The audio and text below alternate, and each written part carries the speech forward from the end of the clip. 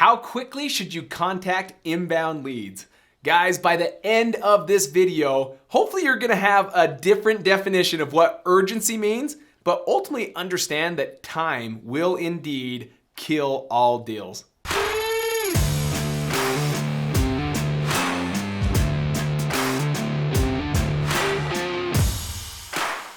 I'm gonna be sharing with you 4 strategies my team uses each and every day, and you're gonna see how number 4, the one that we implemented, how that one alone landed us our biggest deal in our company history. All right, for our first strategy, guys, mindset. Now you guys might be thinking, boring, what does mindset have to do with this? Guys, mindset's everything. This is one that we work on for weeks as we bring on new individuals that are cold calling for us, as we train new acquisition managers. In fact, with our franchise system that we have people all across the nation, we spend a whole day just on mindset. It's crucial. Because you're gonna be spending money, whether you're doing it on your own and spending time to go get leads, or you're spending money on direct mail or cold calling and you're trying to get these leads, you're gonna wanna make sure that you treat these leads with respect. And the mindset is every lead that reaches back to you is motivated. You have to have that mindset. Even though some of them are gonna call you and they're gonna chew you out. They're gonna tell you, take me off your list. They're gonna say words that are choice words that you're gonna be like, oh, I wish I didn't have to hear that, right? But you're gonna have to look past that, because some of these individuals that are also calling you to cuss you out, some of these individuals that are calling you and are not being that friendly, they are also motivated sellers. They just have a lot going on in their world. They have a lot on their plate. They might be going through divorce. They might be behind on their taxes. They might be behind on their mortgage, and they wanna make sure they're talking to someone that actually cares. And so they have this front because they don't wanna wear their emotions on their sleeve, right? They're gonna hold it back. And so they're like, oh, why'd you send me this postcard? And we gotta make sure that we understand that when we pick up that phone and it's go time, that you're sitting there thinking, they've reached out to me. This is a motivated seller. And you've gotta figure out, that's our job. How do we know if they're motivated? What are the things I can ask them to start finding out what level of motivation they have? The second strategy we really work on with our acquisition managers is it's going to be talking about this qualify, not disqualify. Too many times I hear individuals on the phone, and I'll do trainings all the time all across this nation, and I'll go in and listen to the person that's on the phone, and majority of the time, probably like 6 times out of 10 calls, 7 times out of 10 calls, they're on there and they're really looking for like what I would call the layups. They're looking for the low-hanging fruit, and they're using the time on the phone to disqualify versus qualify. Meaning they're on there and the first moment they have this like problem come up. I don't know if we're looking to sell at this moment. Okay, well, if you do come across something or a time that you think you want to sell, reach out to us. I'll leave you my number and maybe we'll follow up in the future. And they hang up. Now, this sounds crazy, but guys, this is what I hear all the time. I've even heard it in my own office and it makes me cringe. It makes me pull my hair out. You have to be on that phone to qualify them. And the 4 things that we're really looking for is what I call the 4 pillars of motivation. Is time frame. So ask questions. Hey, when are you looking to move? Hey, when are you looking to move out of state? Hey, when do you need to sell your home by? Find things that have to do with the time frame. The second one is going to be condition. Okay, cool. It sounds like a beautiful home.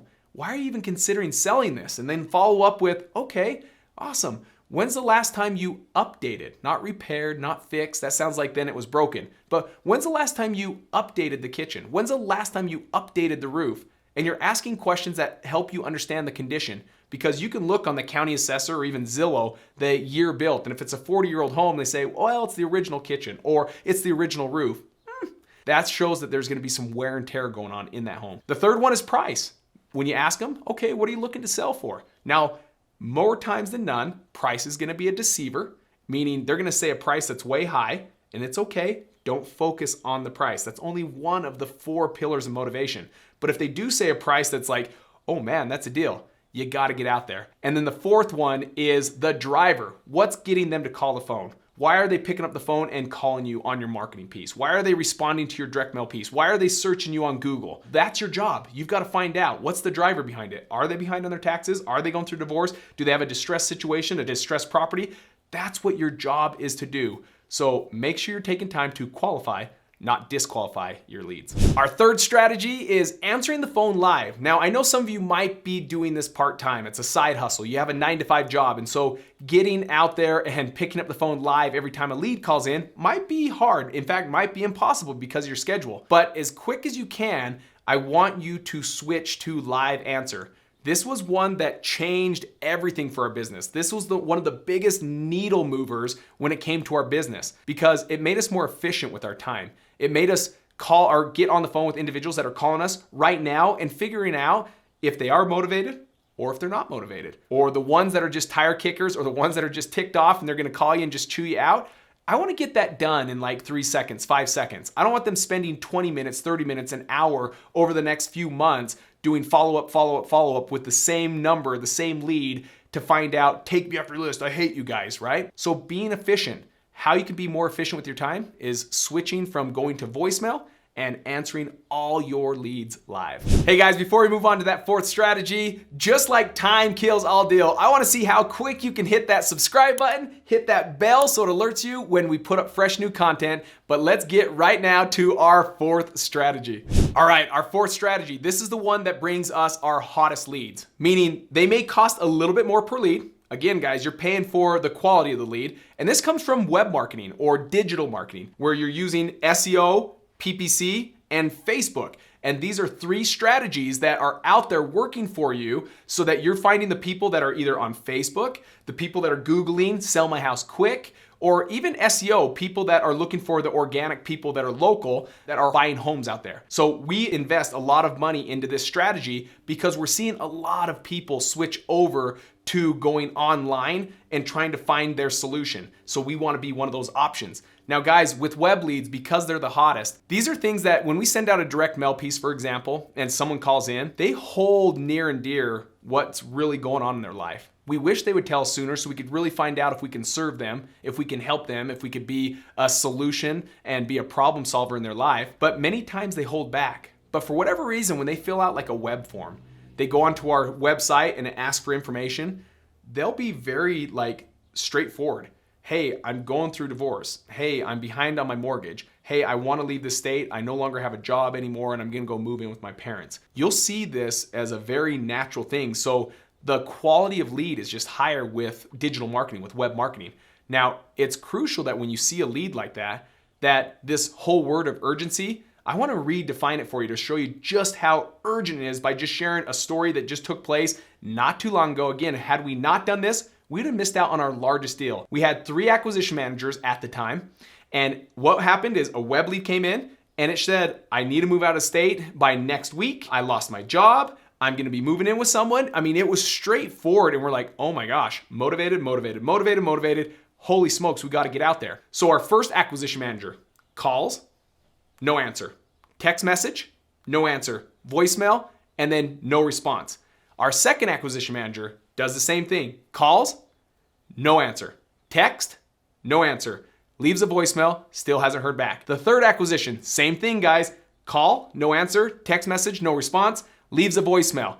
Now, guys, I want you to understand, 3 calls, 3 texts, 3 voicemails in under 10 minutes of the moment the lead came in. So when I say urgency, we've already contacted them 9 different times, and this is happening. Let's see, that would be times 3. 27 attempts, right? No, it is 9, right? Help me with my math here. 9. This is how you know this is real deal right here, guys. I don't even know my math. 9 times we've already reached out to this individual. Our youngest acquisition manager, we happen to be eating lunch together. He's like, wait a second, this is a hot lead. What if I just drive out unannounced? Do you think that's gonna be a problem? And me and my business partner, we look at each other like, what a brilliant idea. Like, I love that you're treating these leads with respect and urgency. Now, guys, the sad thing is we would have told this story to ourselves saying, oh man, that lead's not hot. Ah, man, we've done everything we can. Oh, this must be a fake lead. Ah, this is one of our competitors messing with us and filling out a web form. And you would be justified in this story because you've called 3 times from 3 different people. You've left 3 different voicemails. You've done 3 different text messages with no response on any of them. You would write this story in your head that this lead's not hot or it's a fake lead. It's not worth going out on. Our youngest acquisition manager, our newest one, goes out on the appointment unannounced, and guess what?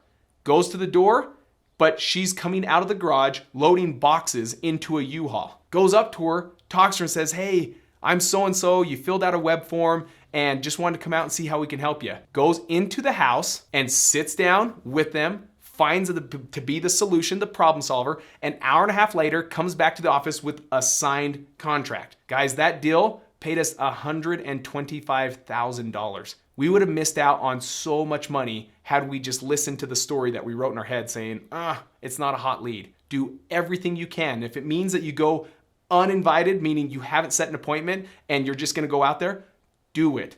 Because digital marketing and leads in general, they need to be treated with respect and with urgency. Guys, as a free gift, I've left a link down below in the description that gives you access to the best of Deal Closing Mastery. Guys, this is 3 of my best trainings that I do with my private clients and their acquisition managers so they can learn the best negotiation strategies and get out there and close more deals.